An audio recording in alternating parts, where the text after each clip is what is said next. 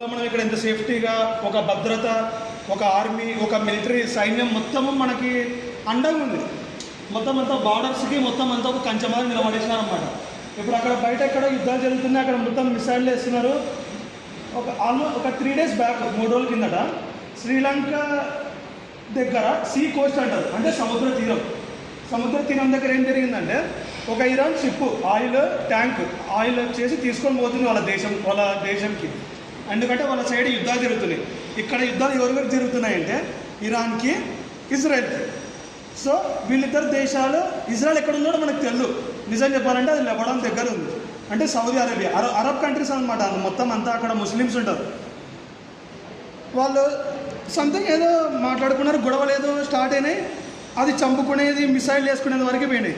ఇప్పుడు శ్రీలంక మన దేశం, ఇప్పుడు the war is at our door step. మన ఇంటి ముందరికి యుద్ధం వచ్చింది.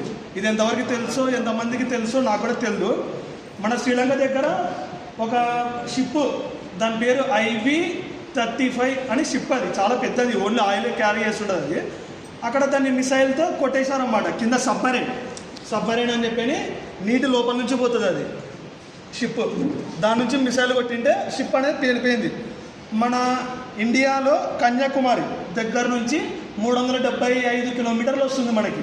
అంటే మన కండ్ల ముందర జరిగింది యుద్ధం, అంటే మన కండ్ల ముందర బాంబ్ బ్లాస్ట్ జరిగింది. ఒక షిప్ పేలిపోయింది. అంటే అక్కడ ఎంత డ్యామేజ్ అయిందో కూడా మనకు తెలియదు. జస్ట్ మనకి ఏమైనా ఇన్ఫర్మేషన్ వచ్చిందంటే ఇరాన్ నుంచి షిప్ వచ్చింది ఎక్కడికి, విజయవాడ సీ కోస్ట్ దగ్గరికి. ఆ విజయవాడ సీ కోస్ట్ దగ్గర నుంచి నిదానంగా ఇట్లా వచ్చేసి శ్రీలంక కాడి సీ కోస్ట్ దగ్గర ఆగిపోయింది. అక్కడ జరిగింది బ్లాస్ట్. ఇక్కడ మనం ఏం ఆలోచించాలంటే మన పైన ఎవరెవరు ఉన్నారు, అంటే మన పైన పార్టీలు ఎవరు అధికారంలో ఉన్నారు, ఎవరు అధికారంలో లేరు, ఎవరు అపోజిషన్ అని మీకు తెలుసు. ఒకటి కాంగ్రెస్, ఇంకోటి బీజేపీ, ఇంకోటి అమిత్ షా పార్టీ ఏదో ఉంది, సంథింగ్ గుర్తొస్తలేదండి, ఆమ్ ఆద్మీ పార్టీ అనుకుంటాం. సో వీళ్ళందరూ ఫ్రెండ్స్ అనుకుంటామో లేదంటే కొట్లాట అనుకుంటారో, వాళ్ళందరూ ఎనిమీస్ అనుకుంటారో మనకు తెలియదు. ఇక్కడ ఏం చెప్తున్నానంటే నేను, రాజీవ్ గాంధీకి కాంగ్రెస్కి మనం ఎందుకు ఓటు వేయకూడదు, బీజేపీకి ఎందుకు ఓటు వేయాలి అని మీతోనే చెప్పిస్తాను. అది ఎలాగంటే గుజరాత్ సీఎం విశ్వనాథ్ శర్మ అని చెప్పని ఆయన సీఎం అక్కడ ప్రజెంట్, ఇప్పుడు సిట్టింగ్ సీఎం ఆయన అస్సాం విశ్వంత శర్మ రైట్. ఆయన సార్ కరెక్ట్గా చెప్పినారు. Thank you sir for catching my point.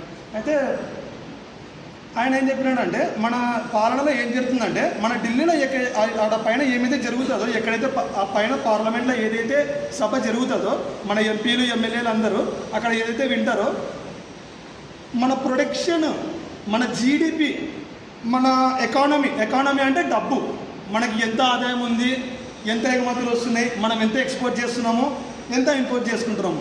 అయితే కాంగ్రెస్ గవర్నమెంట్ ఏం చేసిందంటే మనల్ని చాలా మన మైండ్ని ఎట్లా ఫ్రేమ్ చేసిందంటే, ఇంకా మీరు మా దేశం ఇంకా డెవలపింగ్లోనే ఉంది. ఇప్పుడు కూడా అందరూ అంటారు మన దేశం ఇంకా డెవలపింగ్ కంట్రీ అని. డెవలపింగ్ కంట్రీ, మనది డెవలప్డ్ కంట్రీ. ఇది క్రియేట్ చేసేది ఎవరంటే రాహుల్ గాంధీ. మాకేం తెలియదు, కానీ మనకు అన్ని అసలు ముఖ్య వనరులు అన్నీ ఉన్న ప్లేస్, స్థలము ఉన్నదంటే మన భారతదేశం. అది ఏందో చెప్తున్నా, సివిలైజేషన్, అగ్రికల్చర్ అంటారు. ఇది ఎంతమందికి తెలుసో నాకు తెలియదు. అగ్రికల్చర్ అంటారు. దీనిలో మనకి ముఖ్యమైనది ఏంటంటే ఎగుమతులు ఎక్కువ, మనకి ఎక్స్పోర్ట్స్. ముఖ్యంగా కారణం ఏంటంటే బియ్యం, బాస్మతి రైస్. నువ్వు అరబ్ కంట్రీస్లో మొత్తం వెళ్ళారంటే, అరబ్ కంట్రీస్ మొత్తంలో ఏమవుతుందంటే ఆల్మోస్ట్ ఆల్ 40%, 40% బియ్యం మొత్తం వరల్డ్ వైడ్ గ్లోబలైజ్డ్ అంటారు. అంటే భూమండలానికి మొత్తానికి మన ఇండియా నుంచి సప్లై అవుతుంది. అది మన ఇండియా గొప్పతనము. ఇవన్నీ తెలిసి కూడా కాంగ్రెస్, రాజీవ్ గాంధీ ఏం చేస్తున్నాడంటే మన సెక్యూరిటీ, మన ఆర్మీ, మిలిటరీ పవర్స్ ఏవైతే ఉన్నాయో, మన న్యూక్లియర్ వెపన్స్, మన మిసైల్స్, మన ఎయిర్ క్రాఫ్ట్స్, మన మీద ఒకటే మిసైల్ పైనుంచి వచ్చినా కానీ మన కింద నుంచి దానికి ఇట్లా పైకి ఆపేస్తాం అన్నమాట. షీల్డ్ మారి మళ్ళీ ఇట్లా పెట్టేస్తాం అన్నమాట.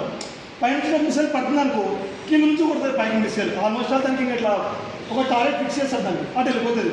సో మనం ఇప్పుడు ఇంత సేఫ్టీగా ఉన్నామంటే, బయట అక్కడ అన్ని యుద్ధాలు జరుగుతున్నా, పాకిస్తాన్లో కూడా గొడవలు జరుగుతున్నాయి, యుద్ధాలు స్టార్ట్ అయినాయి.